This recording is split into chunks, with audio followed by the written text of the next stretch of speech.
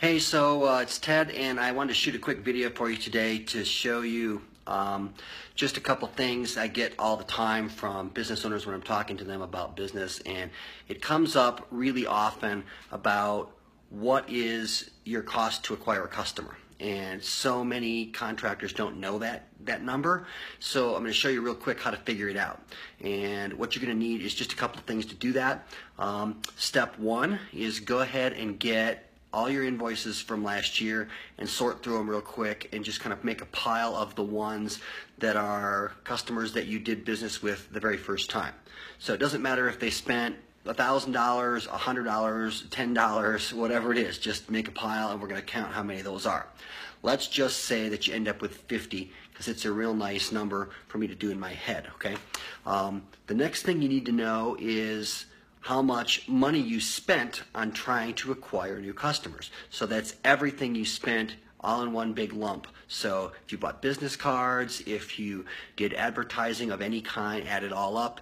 If you put logos on your trucks, you built a website, any money you spent on things like SEO services or anything like that, Google AdWords, any of that stuff, add it all up in one big lump also. So take that number and then divide it by the number of new customers you had. So let's just say you spent $10,000 and you take $10,000, divide it by the pile of invoices, however many new customers, 50 people. So in that case, it's $200 for you to acquire a new customer. Now, why would you need to know that? Well, first of all, you want to know whether or not the things you're going to do in the future are worth it or not. So if your average is $200 and you find a way to do it for $50, well, then that's good. And then the second thing is you'd want to know that so that you can, kind of measure against what's happening as you go forward or what your budget might be. Okay. Now the only other thing left is take all those invoices and add them all up and see how much those new customers were worth to you. So add them all up. Let's just say that after you add it all up, some were worth small amounts and some were worth a lot of money, and you come up with a total of $50,000. Then if you divide that again by the 50 people, then you would know that each new customer was worth $1,000. That doesn't mean every single one, but we're doing on average, okay?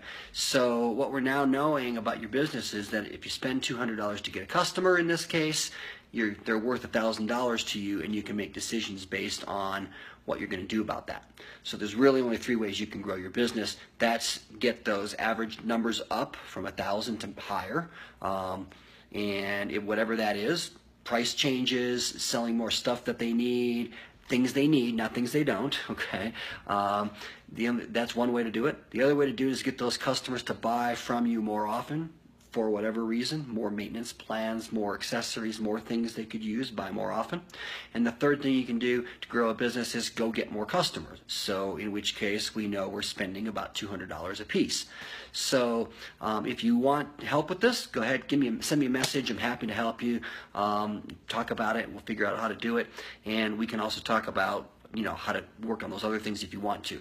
But ultimately, that's the real question is, what's your cost to acquire a customer? So many people don't know it. So I just made a quick video just to show you the quick way to do it so that you can find that out for yourself. And hope you enjoyed it. So we'll talk soon.